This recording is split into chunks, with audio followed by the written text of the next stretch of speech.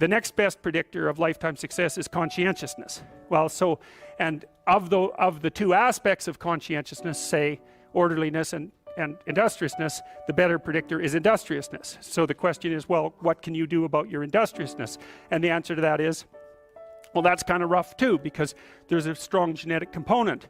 But you can work on micro habits with regards to your conscientiousness. And I think the best micro habits, this is partly to do with this future authoring program processes, I think the best thing you can do with regards to your conscientiousness is to set up some aims for yourself, goals that you actually value. And the future authoring program helps people do that.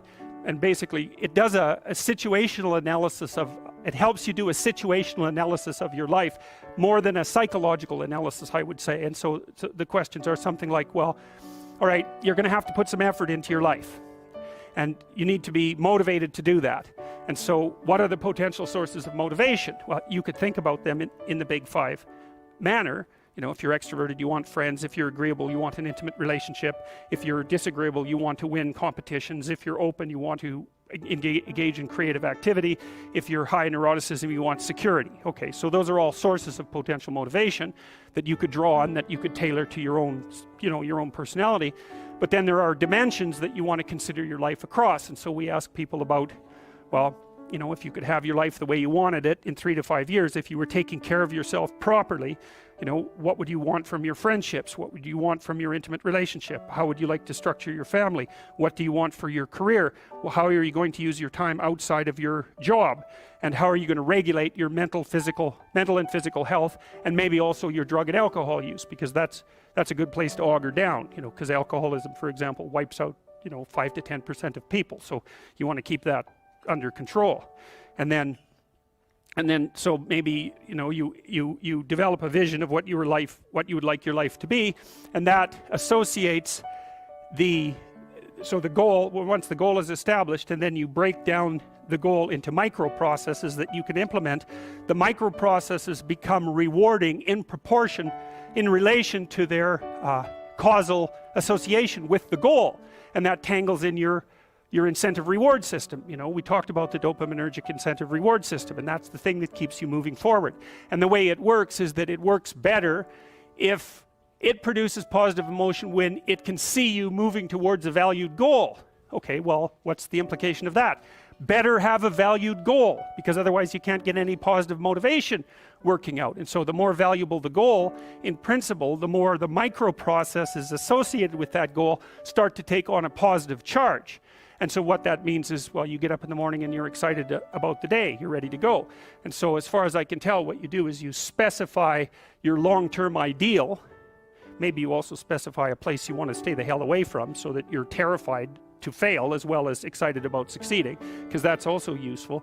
You specify your goal. You do that in some sense as a unique individual. You want to specify goals that make you say, oh, if that could happen as a consequence of my efforts, it would clearly be worthwhile. Because the question always is, why do something? Because doing nothing is easy. You just sit there and you don't do anything. That's real easy. The question is, why would you ever do anything? And the answer to that has to be because you've determined by some means that it's worthwhile.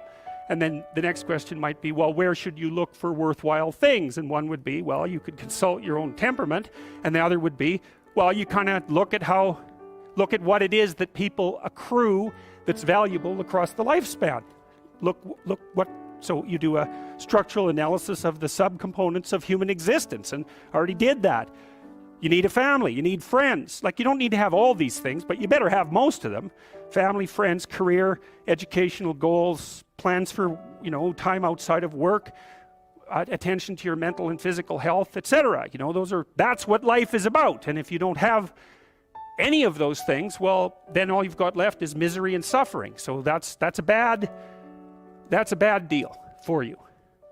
So once you set up that goal structure, let's say, and that's really in many ways that's what you should be doing at university.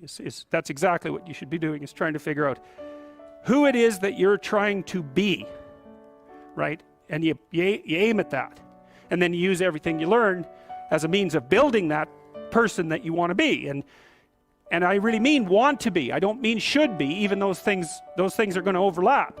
And it's important to distinguish between those, because that's partly, and this is back down to the micro routine analysis. So if I was saying, well, you're going to try to make yourself more industrious. Okay, number one, specify your damn goals, because how are you going to hit something if you don't know what it is? That isn't going to happen. And often people won't specify their goals too, because they don't like to specify conditions for failure. So if you keep yourself all vague and foggy, which is real easy, because that's just a matter of not doing as well, then you don't know when you fail. And people might say, well, I really don't want to know when I fail, because that's painful. So I'll keep myself blind about when I fail. That's fine, except you'll fail all the time then. You just won't know it until you've failed so badly that you're done. And that can easily happen by the time you're 40. So I would recommend that you don't let that happen. So that's willful blindness, right? You could have known, but you chose not to. Okay, so once you get your goal structure set up, you think, okay, if I could have this life, it looks like that might be worth living, despite the fact that it's going to be, you know, anxiety provoking and threatening, and there's going to be some suffering and loss involved and all of that. Guys, as I said, right now we're entering a massive recession. Don't forget that you can actually turn to cryptomoney.academy, links in the description of the video, and start learning about cryptocurrency, investing in cryptocurrency, so that you can be on the forefront, so that you can actually make money when the economy is beginning to experience its major downturn, and you will be able, and people are putting their money into crypto as they're pulling it out of fiat that is becoming much more questionable. You can head over to cryptomoney.academy and find courses on pretty much everything related to crypto that's going to help you to become an amazing investor. We've got classes on mastering crap coins. We have ICOs and how to make massive profit with them. We explain how the blockchain actually works. We'll teach you how to take profit perfectly, because a lot of people don't know how to do that and they end up losing everything. We have a course on that's going to teach you how to invest in altcoins that are going to increase by 100,000 times and make you massive profit. We have the strategy you must use to become a crypto millionaire, how to convert cryptocurrencies without using an exchange, how to quickly withdraw your crypto in cash from any ATM and other crypto that was a tongue twister. How to quickly convert your crypto into cash from any ATM and other crypto to cash quick conversion methods. We have a course on how to time the crypto market and make massive profit, because there are different things that affect the crypto market and whether or not it goes up and down, and there's specific times that you want to invest, like right now. We also have how to take profits from cryptocurrency and not lose your entire investment. Again, something people keep on making the same mistake on. We have how to get tons of coins for free. Basically, you get these coins before they even hit the ICOs, before they even go on sale, and as a result, you can begin selling them at much higher prices and make massive profit with next to no investment at all. So this course is amazing. We have mastering the Ethereum wallet and blockchain. We have how to choose and invest in altcoins that will increase by 10 times to 1,000 times or more. We have how to buy Bitcoins anonymously, because if you want to invest in altcoins or crack coins, then you need to know how to buy Bitcoins, and a lot of people end up spending a massive premium. You don't need to do that. We also have how to day trade cryptocurrency. This is a really important course, especially for those of you that don't know what you're going to do. You know, you feel like, well, I don't know what skills I have. You can take this, put $100 in, and start making money. You can make $30 a day, $900 a month from like just $100, $200 investment. All right, that's what you can do with this day trading course. You can take $100 and make $900 a month. $900 a month from that $100. We have cryptocurrency 101 for those of you that have never, basically been into crypto and you're still new to it, and you're like, you were on the fence. Take this course, because there's a big learning curve, but I've actually worked hard to pull away the things that make it harder to understand crypto, so that you can actually invest, you can actually learn what crypto is, and it gets you through the confusing aspects of that. Obviously, the goal is to have a vision for your life such that, all things considered, that justifies your effort. Okay, so then what do? Well, then you turn down to the micro routines. It's like, okay, well, this is what I'm aiming for. How does that instantiate itself day to day, week to week, month to month? And that's where something like a schedule can be unbelievably useful. Google Calendar. It's like, make a damn schedule and stick to it. Okay, so what's the rule with the schedule? It's not a bloody prison. That's the first thing that people do wrong. They say, well, I don't like to follow a schedule. It's like, well, what kind of schedule are you setting up? Well, I have to do this, then I have to do this, then I have to do this, you know, and then I just go play video games, because who wants to do all these things that I have to do? It's like, wrong. Set the damn schedule up so that you have the day you want. That's the trick. It's like, okay, I've got tomorrow. If I was going to set it up so it was the best possible day I could have, practically speaking, what would it look like? Well, then you schedule that. And obviously there's a bit of responsibility that's going to go along with that, because if you have any sense, one of the things that you're going to insist upon is that at the end of the day, you're not in worse shape than you were than at the beginning of the day, right? Because that's a stupid day. If you have a bunch of those in a row, you just dig, you know, you dig yourself a hole and then you bury yourself in it. It's like, sorry, that's just not a good strategy. It's a bad strategy. So maybe 20% of your day has to be responsibility and obligation, or maybe it's more than that, depending on how far behind you are. But even that, you can ask yourself, okay, well, I've got these responsibilities. I have to schedule the damn things in. What's the right ratio of responsibility to reward? And you can ask yourself that, just like you'd negotiate with someone who is working for you. It's like, okay, you got to work tomorrow. Okay, so I want you to work tomorrow. And you might say, okay, well, what are you going to do for me that makes it likely that I'll work for you? Well, you could ask yourself that, you know. So maybe you do an hour of responsibility and then you play a video game for 15 minutes. I don't know, whatever turns your crank, man. But, you know, you have to negotiate with yourself and not tyrannize yourself.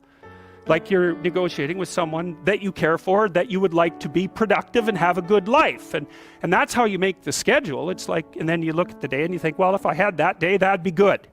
Great. You know, and you're useless and horrible, so you'll probably only hit it with about 70% accuracy, but that beats the hell out of 0, right? And if you hit it even with 50% accuracy, another rule is, well, aim for 51% the next week, or 50.5% for God's sake, or because you're going to hit that position where things start to loop back positively and spiral you upward. And so that's one way that you can work on your conscientiousness, is plan a life you'd like to have.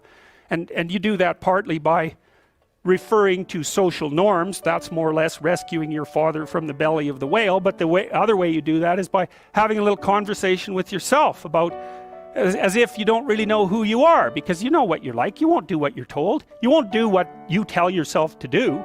You must have noticed that. It's like you're a bad employee and a worse boss, and both of those work, you know, for you. You don't know what you want to do, and then when you tell yourself what to do, you don't do it anyways. You should fire yourself and find someone else to be. But you know, my point is that you have to understand that you're not your own servant, so to speak. You're someone that you have to negotiate with, and you're someone that you want to present the opportunity of having a good life to. And that's hard for people because they don't like themselves very much. So, you know, they're always like cracking the whip and then procrastinating, and cracking the whip and then procrastinating. And it's like, God, it's so boring, and it's such a pathetic way of spending your time. And you know what that's like, because you probably waste like 6 hours a day.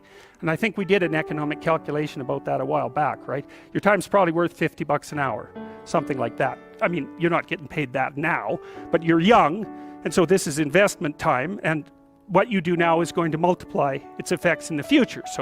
So let's say it's $50 an hour, which is perfectly reasonable. So if you waste 6 hours a day, and you are, then you're wasting about $2,000 a week, or about $100,000 a year. So like, go ahead, but that's what it's costing you every hour. And you need to know what your damn time is worth. So let's say it's not $50, it's 30, whatever. Maybe it's 100, it's somewhere in that range. One of the things you should be asking yourself is, when you spend an hour, was that, well, would have I paid someone $50 to have had that hour?